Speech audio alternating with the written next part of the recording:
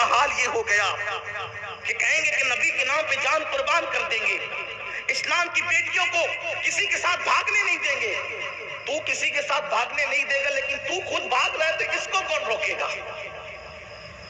برائی کرنے والا کبھی برائی کو ختم نہیں کر سکتا۔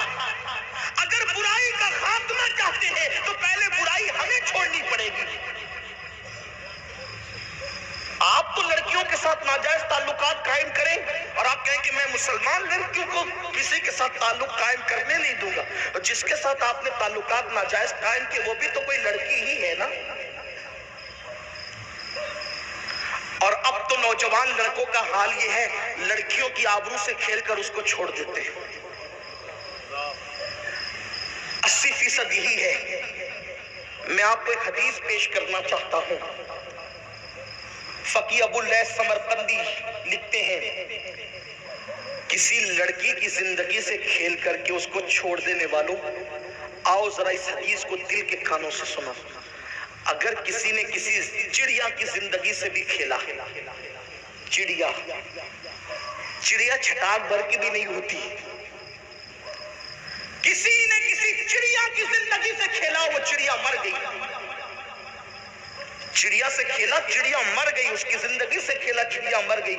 اللہ کے حبیب علیہ السلام فرماتے قیامت کے دن وہ چڑیا اللہ کی بارگاہ میں فریاد کرے گی، مولا آج عدل اور انصاف کا دن ہے، مجھے عدل چاہیے، انصاف چاہیے۔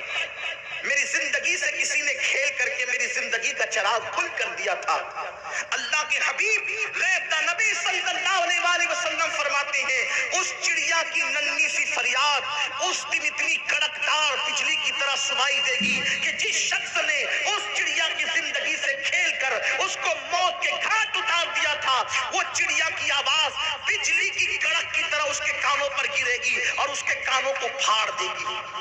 اس کی آواز میں اتنی کڑک ہوگی بجلی کی طرح کہ اس کے کان پھٹ جائیں گے، اور پھر میرا اللہ اس چڑیا کی فریاد کو سن کر کے جو چڑیا کہے گی کہ میری جان سے کھیلا گیا، میری زندگی سے کھیلا گیا، میری زندگی کا چراغ گل کر دیا گیا، اللہ فرمائے گا آج مجھے اپنی عزت و جلال کی قسم، آج میں نے عدل کرنا ہے، میں عادل ہوں اور آج کوئی کسی پہ ظلم نہیں کرے گا۔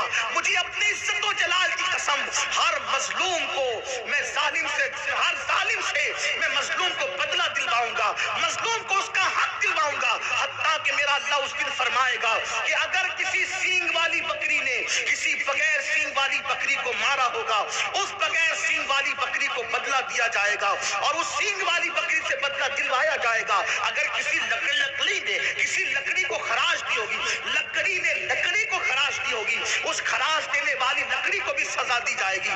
کسی پتھر نے کسی پتھر کو ٹچ کر کے اس پہ ظلم کیا ہوگا، اس پتھر کو بھی سزا دی جائے گی۔ اللہ اکبر، مجھے بتاؤ جب لکڑی نے کسی لکڑی کو خراش دیا، پتھر نے کسی پتھر کو خراش دیا، کسی سینگ والی بکری نے بن سینگ والی بکری کو مارا، جب ان کو بدلہ ملے گا تو انسانوں پہ ظلم کرنے والے، انسانوں کی زندگی سے کھیلنے والوں کو کیا ملے گا؟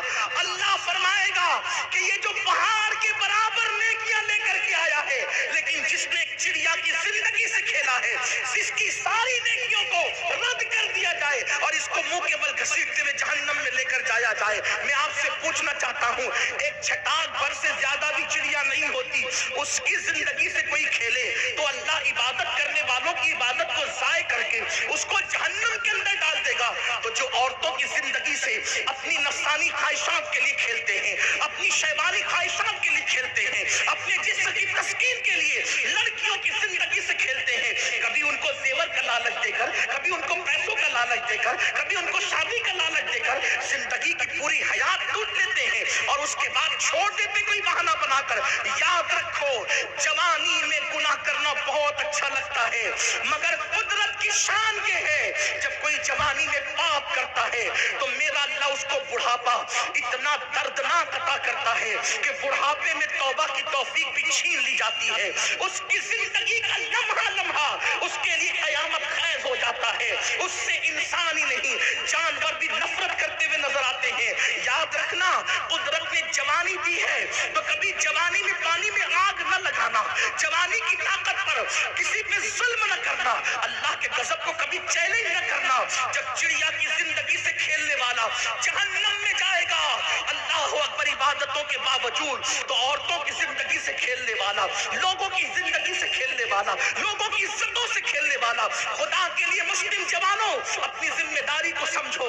دنیا میں کیوں آئے ہو؟ کسی کی زندگی سے کھیلنے نہیں آئے ہو، بلکہ کسی کی زندگی کی آبرو کو بچانے کے لیے آئے ہو، کسی کی عزت کے تحفظ کے لیے آئے ہو، کسی کو سہارا دینے کے لیے آئے ہو، کسی کے محافظ بننے کے لیے آئے ہو۔ اللہ اکبر، مسلمان جوان کیا تھا اور آج کیا ہو گیا ہے، کردار کیا تھا آج کیا ہو گیا ہے۔ اللہ اللہ، یہ سب دین سے دوری کا نتیجہ ہے۔ تو میں عرض یہ کرنا چاہتا ہوں، پوری دنیا میں اگر بیٹیوں کو تحفظ دینا ہے تو سب سے پہلے مسلم جوانوں کو طے کرنا پڑے گا، ہم ناجائز تعلقات کا بائیکاٹ کریں گے، اور کسی کے ناجائز تعلقات ہیں اس کے دو علاج۔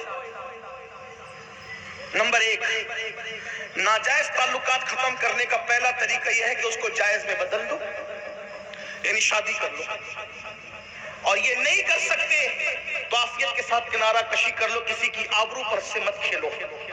اور یہ بات یاد رکھنا، اگر کوئی شخص کسی کی آبرو سے کھیلتا ہے تو اس کے گھر کی بیٹیاں بھی محفوظ نہیں رہتی۔ شیشوں کے گھر میں بیٹھ کر اگر آپ پتھر پھینکو گے تو کسی کی مٹی کی دیوار ٹوٹے نہ ٹوٹے، آپ کا شیش محل ضرور چکنا چور ہوگا۔ یہ بات بڑی بھیانک لگتی ہے لیکن ہے سچائی۔ میں یہ جو کہہ رہا تھا نا کہ غربت کبھی کبھی انسان کو آبرو بیچنے تک لے جاتی ہے، وہ بات ابھی عرض کروں گا، لیکن اس سے پہلے یہ بات کہتا ہوں، اگر ہم چاہتے ہیں کہ بیٹیاں کسی کے ساتھ بھاگے نہیں تو ہمیں جو بہت سارے کام کرنے، اس میں سے ایک کام یہ بھی ہے کہ بیٹیوں کو دین پڑھاؤ۔ آج ہماری بچیاں دین نہیں جانتی، گھر جا کے پوچھنا وضو کا طریقہ بھی نہیں آتا۔ جو ان کے مخصوص مسائل ہیں نا عورتوں کے، وہ بھی ان کو نہیں پتا ہے۔ انہیں سارے سیریل کے اداکاروں کے نام زبانی یاد ہے، رسول اللہ کی ازواج کے نام ان کو نہیں پتا ہے۔ یہ صورتحال ہے۔ ماں ہی جب نہیں جانے گی دین تو وہ اولاد کے اندر دین کیا منتقل کرے گی؟ اس لیے بیٹی پڑھاؤ، لوگوں کو آس سو جائے، بیٹی پڑھاؤ بیٹی بچاؤ۔ ہمارے نبی نے 1450 سال پہلے بیٹی بچا کے بھی بتایا، بیٹی پڑھا کے بھی بتایا۔ پڑھاؤ اپنی بیٹیوں کو۔